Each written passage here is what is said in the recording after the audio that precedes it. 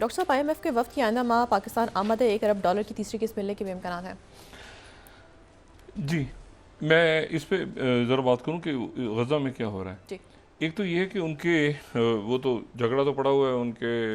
Army chief के दौरान बगावत है और टूट फूट गया है, ये सरवाइव नहीं कर पाएगा। जैसे यूक्रेन, अब देखें ना, कोई तस्वुर कर सकता था कि यूक्रेन को और नेटो और ये इस तरह के इत्तेहाद जो हैं इस तरह हवा में उड़ जाएंगे, लेकिन ये ख़त्म हो गए। नए अलाइंसेज, नए ब्लॉक, नया ऑर्डर, ये जनरल यूनाइटेड नेशंस गायब, ये गायब, वो मतलब सारा। तो इसमें जो है अब ये एक पूरा न्यू वर्ल्ड ऑर्डर जिसकी कई सालों से और उसी के नतीजे में ये पॉलिटिकल सिस्टम्स गिरेंगे, उसी के नतीजे में आगे ये बहुत कुछ होगा पाकिस्तान समेत, क्योंकि कंपेटेबल नहीं हो रहे हैं ना रियासतें, फिर कैसे आगे चलेंगी। मतलब कैसे नेटो की एक्सपेंशन नहीं हो रही तो नेटो रहेगा, फिर वो टैरिफ उनको अपने शेयर ज़्यादा डालेगा, सिक्योरिटी कैसे करेगा, रशिया से ताल्लुकात ठीक करेगा, क्यों मतलब एक पूरी दुनिया जो है, और नॉर्थ कोरिया भी दरमियान में आ गया उधर से। एनीवे, अच्छा, इसमें जो एक इम्पॉर्टेंट बात है वो ये है कि जो इन्होंने तो एक नए साहब का सामने आए हैं, और वो जो है उनका नाम है समीर आलिया। अच्छा, समीर आलिया जो है ये एक रमल्ला में रहने वाले एक बिजनेसमैन है, और इनका नाम अचानक सामने आया है, और इन्होंने द नेशनल जो है उसको 36 उसको इन्होंने इंटरव्यू भी दे दिया, और इन्होंने कहा है कि ये पोस्ट वॉर सिविलियन रूल जो है ये 1 साल तक रह सकता है। ये गज़ा के प्रपोज्ड गवर्नर हैं, ठीक है। इन्होंने पूरा एक इंटरव्यू दिया है और समीर हुलैया ने, और उसके बाद उन्होंने कहा है कि 1 साल तक रह सकता है। रमल्ला में रहते हैं, ये बिजनेसमैन हैं, ये घूमते हैं, अमेरिका में भी जाते हैं, इधर भी जाते हैं, पूरी दुनिया में घूमते हैं, और बड़े ज़बरदस्त आदमी हैं। अच्छा, इनके बारे में जो है वो ये अब जो 43rd अगर देखें तो ये former Palestine authority official quietly tap to be post war Gaza governor 43, कि जैसे एकदम से सीज फायर का ऐलान हो जाए तो ये फौरी तौर पे इसको अनाउंस कर दिया। हमास ने तो खैर उनकी तरफ से तो सवाल ही पैदा नहीं होता वो एक्सेप्ट करने, लेकिन महमूद अब्बास जो 42nd जो उनकी वफा जो है एजेंसी पैलेस्टीन अथॉरिटी की, वो कह रहे हैं कि presidency condemns as disgraceful actions of businessman floated as Gaza governor. ये 42nd, तो उन्होंने भी इसको रिजेक्ट कर दिया। अच्छा, उसके साथ ही ये जो रिजेक्ट कर दिया नाम, ये इसका समीर हनिया का हलिया का, ये मैं 39th कोट कर रहा हूँ, ये शर्कल औसत सऊदी अरेबिया की तरफ से भी आ गया है कि controversy over appointment of Palestine figure to run Gaza strip. पहले ये आया कि जी इसके ऊपर सब मान गए हैं,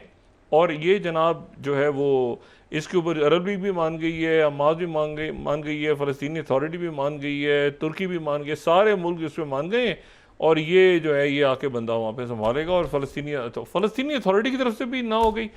सऊदी अरेबिया की तरफ से ना हो गई। फिर उसके बाद जो है वो जो डेली सभा है जो कि टर्की,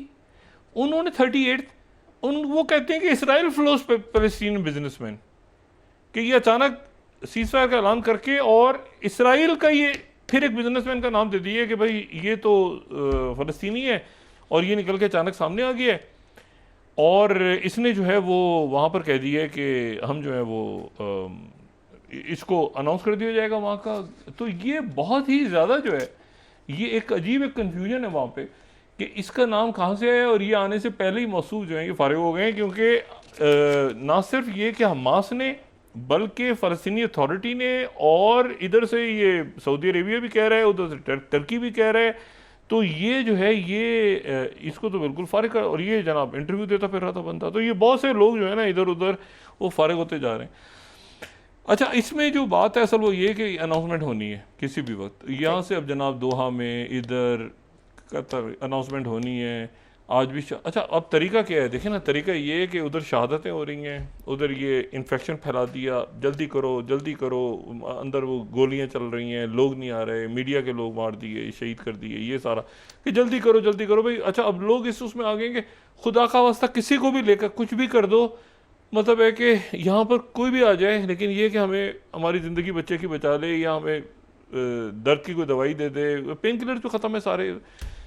तो अब यह है कि एनेस्थीसिया के बगैर सर्जरीज हो रही हैं। आप सोचें ज़रा, सर्जरी जो है एम्पुटेशंस हो रही हैं बगैर एनेस्थीसिया के, बेहोश के बगैर वहाँ पे ये जो एम्पुटेशंस हैं। तो अब ये कि किसी को भी ला दो और उसको जो है, तो वो इसमें इस पूरी सूरत में, क्योंकि इससे पहले कि सीज फायर होने के बाद तो जो कुछ होना है वो तो होना है। अच्छा, 200 लोग वहाँ पर जनाब जो रिटायर्ड और रिजर्व एयरफोर्स पायलट्स हैं, वो जनाब ये टाइम्स ऑफ इसराइल, वो उन्होंने भी मुजाहरे वो भी बैठ गए हैं कि हम गज़ा की जंग बंद करवाई जाए। ये तो देखे ना, अब यानी ये हो रहा है कि वो जो है वो, अच्छा वो आईडीएफ के जो चीफ हैं वो कह रहे हैं कि जी मुझे तो नेतन्याहू और उसकी फैमिली जो है उसने हर हाल में बरतरफी करना है, यानी यार नेतन्याहू ने और उसकी जो बीवी है उसने मुझे तो हटाना ही है। वो झगड़ा बढ़ गया अंदर फौज का, खाना जंगी है इस वक्त। और इसमें जो यानी 200 लोग वहाँ पे जाके बैठ गए हैं, और वो 200 लोग जो हैं वो वहाँ पे उस मुजाहरे का हिस्सा है। और ये वज़ीर दिफा और फ़ौज भी लड़ गई आपस में और बाकी लोग भी लड़ गए। लेकिन मेरे लिए जो हैरान कुन बात है वो ये कि समीर साहब जो हैं ये कहाँ से आ गए हैं अचानक, और अगर फ़लस्तीनी अथॉरिटी ने ही इनको पीछे फेंक दिया तो हमास तो बिल्कुल ही नहीं मान रही, तो ये इन्होंने इंटरव्यू देनी शुरू कर दी, और साथ ही तुर्किया ने भी इनको उड़ा दिया, और साथ ही इनको जो है वो सऊदी अरेबिया का मीडिया भी कह रहा है कि कंट्रोवर्सी खड़ी हो गई है। तो फिर ये कहाँ से आए थे, ये भी आके फारिग हो गए बीच में। तो अब ये है कि मतलब बंदा कौन सा होगा जो वहाँ पे आएगा। अच्छा, वो तय हो गया कि एक गो के अंदर ये सारे लोग रिहा होंगे, और ये नेतन्याहू जो है उसने ये बात कह दी है कि ये नेतन्याहू, ये बीबीसी में कोट कर रहा हूँ, 24 मान गया वो इस बात पे। और ये जो है यूरो न्यूज़ 24 25 को हम दिखाएंगे ये एट वंस, एक ही ये अचानक होना है सारा, ठीक है ना, ये अचानक होना है। ये बीबीसी और यूरो न्यूज़ ये अचानक किसी भी वक्त जो है इतला आनी है कि जनाब ये सारा का सारा एकदम हो गया, ठीक है। ऑल सारे होस्टेजेस, उधर से सारे प्रिजनर्स, सीज फायर, ये फौज सारी बाहर, और उधर जो है उसके बाद फिर अरब ममालिक की फ़ौज और बाकी जो है वो एकदम से अनाउंसमेंट। तो ये बंदा अपना नाम रख के बैठा हुआ था कहीं, वो इसने इंटरव्यू देने शुरू कर दिए, वो जनाब मीडिया नहीं, वो टर्की की तरफ से आ गया। ये कौन बनता है इसका, तो ये कहाँ से आया है भाई, तो बाद में टर्की ने कह दी तो इसराइल का बनता है, ये कहाँ से आएगा, ये तो नाम उनका प्रपोज हुआ है। तो अब ये है कि अब मेरे ख्याल से इतनी ज़्यादा मतलब इतना कुछ हो चुका है गज़ा पे। और ये देखें ये जो इन्फेक्शन फैले हैं ना, मैंने कहा ना बाद इज्तिमाई गुनाह होते हैं, इज्तिमाई सज़ाएँ होती हैं, वो कौमों के ऊपर, इससे हट के वो मुसलमान है या वो मुसलमान नहीं है या जो भी, वो एक इज्तिमाई अज़ाब आता है कि ये जब हो रहा था, ये वहाँ पे जानवरों को पानी नहीं मिल रहा था, इंसानों को पानी नहीं रोटी नहीं मिल रही थी, यहाँ पर ये तकलीफ़ में थे, कोई एक्सीडेंट हो गया था, किसी का भी कुछ हुआ था, नुकसान हो रहा था, तो तुम क्या कर रहे थे। ये इसका मज़हब से, सियासत से ये कोई ताल्लुक ही नहीं है इसका। ये बिल्कुल एक ऐसी चीज़ है जो जिसको आप बुनियादी इंसान में और किसी यानी जो जानवर हैं वो भी जानवर भी किसी कानून के तहत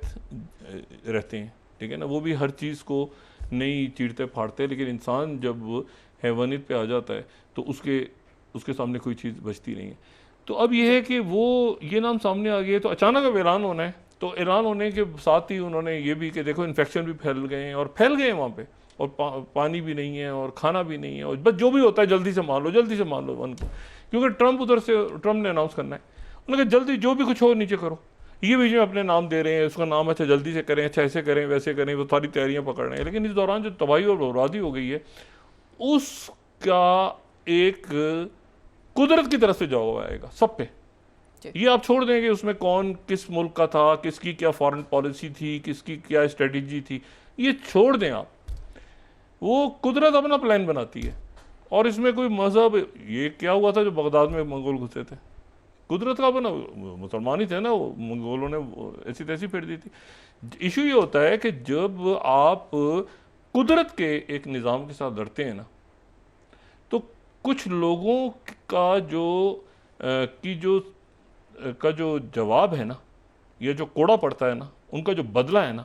वो फिर कुदरत की तरफ से आता है। वो किसी शक्ल में आए, जो भी हो, वो बस्तियां जो है ना, वो आबादियां फिर जिनके दरमियान इतने बड़े सहाने हो जाएं, तो वो फिर बस्ती नहीं है, ठीक है ना। अब उसके बाद ऐसे होता है, ऐसे होता है, ये नाम आ गए, बाइडन आ गए, उधर इसी को, ये तो ट्रम्प ने आके इसको तेज़ किया, लेकिन जो हालात हैं इस वक्त, तो उसके अंदर तो एक एक लम्हा बड़ा इंपॉर्टेंट। तो ये सारे असर इस वक्त ये लगे हुए हैं, हमारा बंदा आ जाए, इसका बंदा आ जाए, हमारा बंदा आ जाए, इसका बंदा आ जाए, इसका बंदा आ जाए। तो ये जो है ये बड़ी बदकिस्मती है। और मेरा ख्याल है कि इसमें जो है ना वो उम्मीद करते हैं अब तो जाहिर है कि सीज़ फायर की अनाउंसमेंट ही होनी है, और उसमें देखते हैं कि कौन सा कोई शख्स आता है, कोई अरब मुल्क का कोई सरबराह ले ले, कोई भी इस वक्त जो है वो कहे कि 2-3 मुल्क एक साथ जिम्मेदारी संभाल लें, यानी यूरोप के मुल्क आ जाएं, अक़वाम मुत्तहिदा संभाल लें जिम्मेदारी, लेकिन कम से कम ये जो हरकतें हो रही हैं कि वहाँ पे जी इसका ये बंदा होगा तो ये बंदा नहीं होगा तो कौन रूल करेगा, तो ये आगे से, मतलब ये बहुत ही अफसोसनाक और शर्मनाक बात है। जी जी बहुत शुक्रिया।